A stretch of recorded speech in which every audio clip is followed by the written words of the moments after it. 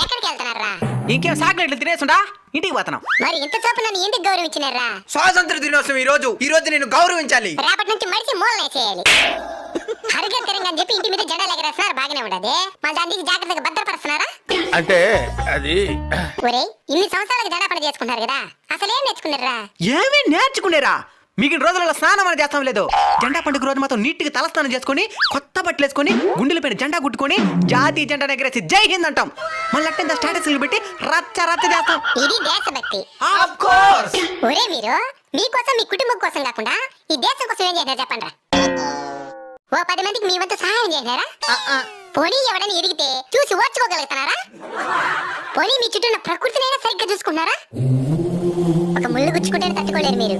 అలాంటిది ఎంతో మంది వాళ్ళ తలాన్ని తెంచుకుంటే గానీ మీకు ఈ స్వతంత్రం రాలేదు. దీన్ని సరిగ్గా ఉపయోగించుకోండి.